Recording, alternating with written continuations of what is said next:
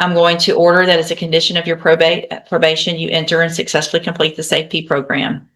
Take advantage of it, learn from it. You should have all the tools when you get out of SAFE to never make these mistakes again. Yes, Because if you do, you've already agreed to an 8-year sentence. So if you're back in here, you're looking at that 8 years that you've already agreed to. No negotiations. If you violate your probation, is the 8 years. You understand? Yeah. All right. So I'm going to hand you the trial court certification that shows this was an agreement that I followed, and so you waived your right to appeal. I wish you the best of luck, sir. It's print. Give me just a second. Good morning. Are you Herbert Riley? Yeah. And will your client waive the formal reading of the motion? Here we are. Mr. Riley, in clause number 23, DCCR 0262, I have a motion to revoke your community supervision. Shows that you were placed on probation June 11th of 2024 for evading arrest or detention with the use of a vehicle, 3rd-degree felony. That was an 8-year term in prison that was probated for 8 years. Is that correct? Yes. The motion alleges that you violated your probation. Count 1 alleges that you committed the offense of driving while intoxicated, a Class B misdemeanor, on March 31st of 2026 here in Jefferson County, Texas. Is that true or not true? Yes. True or True. not true? True. Thank you. Count 2 alleges that you violated the condition of your probation to avoid injurious or vicious habits and that you tested positive for alcohol March 19th of 2026. Is that true or not true? Count 3 alleges that you violated the condition of your probation to conduct yourself in a courteous and professional manner at all times. And it states that you were belligerent and combative, refusing to comply with the directions when you were arrested by the Port Arthur Police Department on March 31st of 2026. And is that true or not true? I'm sorry. True. Count 4 alleges that you failed to provide verification of performing the community service hours as required. Is that true or not true? I didn't know about that. He said he didn't know about it. You didn't know you had community service hours. I don't believe that for a second, but I'll put Yes, not ma'am. true on it. Probation goes over that your very first meeting. It's in your paperwork, but Yes, ma'am. obviously you have community service. You know that now. Yes. And so if I go along with this agreement, you're definitely going to have to get that taken care of. You understand? Yes, ma'am. Okay. Count 5 alleges that you were at a location other than your residence at approximately 11:49 p.m. March 31st of 2026. Is that true or not true? That's not true. At the time, He's trying.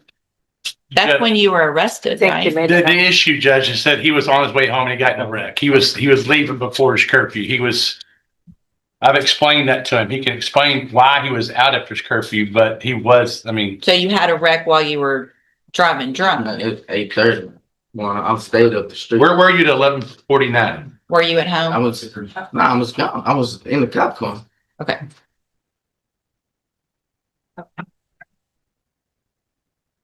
But the reason you weren't at home before curfew is because you got in a wreck, Yes, ma'am. because you were driving drunk. Yes, ma'am. So it's also fair to say, don't you think, that you weren't at home for curfew because it was your own fault because you had a wreck Yes, and you were driving Yes. drunk?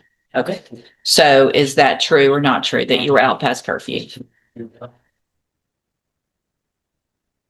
Count 6 alleges that you provided a urine sample, which this is the same really as the other one. This says he tested positive for alcohol. but- So, okay, count 7. Same with 7, Judge. I think maybe we could just move to 8 and be finished with it. Okay, yeah, those are the same.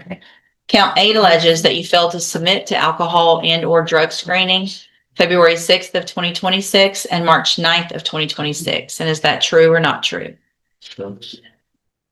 And then count 9, that was count 8, I'm sorry. Count 9 alleges that you failed to pay your court assessed fees as directed. As of April 2nd of 2026, you were $685 behind. Is that true? Yes, sure. Okay.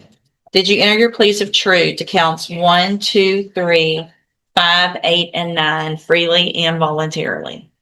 And did you plead true to those because they're actually true? So this agreement says Safe P from the beginning. Am I to assume that Right. he's already been through Safe P? I think, if the court would allow, Ms. Cole has some things to add about that and a little bit about his attitude for the court to maybe help us get off on the right track if you follow this agreement. I did also inquire with Port Arthur Police Department yesterday about that new offense. It has not yet been submitted. The court does follow this agreement. I will ask that they submit it this week so that he can enter a plea to it because I'd like it for the conviction. For sure. How are you, ma'am? Good, how are you? Would you please raise your right hand? Do you swear or affirm the testimony you're going to give in this hearing will be the truth, the whole truth, and nothing but the truth? Yes, sir. Thank you. Mr. Riley did complete the entire safety continuum. So he went from the unit placement to the residential aftercare to the 9-month outpatient aftercare. Right when I was getting ready to transfer him to another caseload, he had the incident with drinking and driving. I went and saw him at the jail, and the problem that we've had is his willingness to take accountability. So giving him another opportunity to go through the program from the beginning, hopefully he'll learn some accountability. If not, he's going to keep repeating the same circle. You understand what she's saying? Yes, ma'am. Which is kind of what I heard a little bit today. You know, just trying to take some responsibility, but not full responsibility. And that's just going to get you in prison is where it's going to get you because you're not going to get an opportunity like this again. Yes, ma'am. The amount of money that it cost us to send you to safety is ridiculous. And the fact that everybody's willing to work with you and do it again means they think there's something worth saving. And that's great. And I want that for you. But it's going to take you accepting responsibility for everything in your life and making complete change. Yes. Is that what you want to do? Yes, ma'am. All right. State tenors number 1. No objection. It's admitted in the evidence that Mr. Riley is not competent. No, Your Honor. All right, sir, I'm going to find that you entered your pleas of true to counts 1, 2, 3, 5, 8, and 9 freely and voluntarily. Find those counts true. Find sufficient evidence at this time to revoke your probation, but I'm not going to do that. I'm going to follow this agreement. I'm going to continue you on probation. I'm going to order that as a condition of your probation, you enter and successfully complete the SAFE-P program. Take advantage of it, learn from it. You should have all the tools when you get out of SAFE-P to never make these mistakes again. Yes, ma'am. Because if you do, you've already agreed to an 8-year sentence. So if you're back in here, you're looking at that 8 years that you've already agreed to. No negotiations. If you violate your probation, is the 8 years. You understand? Yeah. All right. So I'm going to hand you the trial court certification that shows this was an agreement that I followed, and so you waived your right to appeal. I wish you the best of luck, sir. It's print. Give me just a second.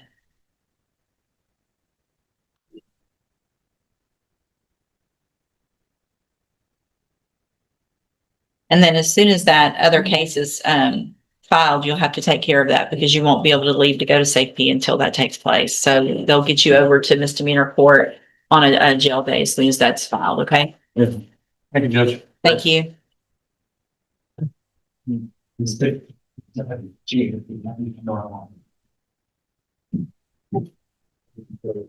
Can you with influence to see your new friends? Oh. I saw the pictures. Good morning. Are you Caleb LaFleur? Yes, ma'am. And will your client waive the formal reading of the indictment? Yes, Your Honor.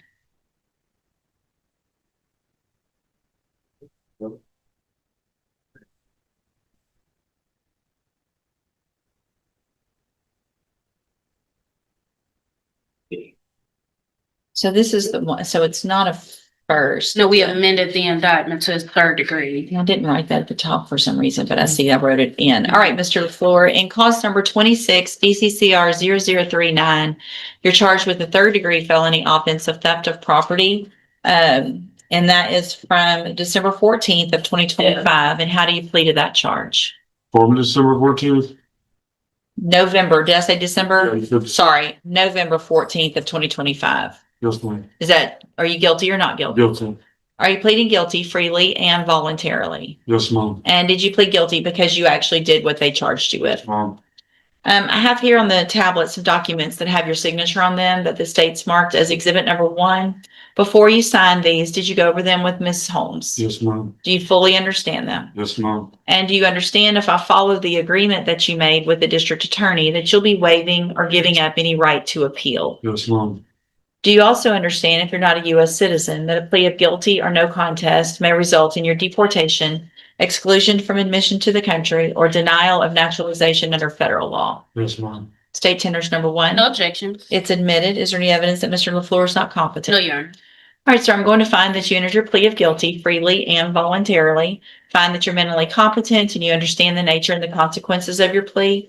Find sufficient evidence to find you guilty, and at this time, find you guilty of the third-degree felony offense of theft of property. Sentence you in accordance with that agreement to a term of 3 years in the institutional division of the Texas Department of Corrections.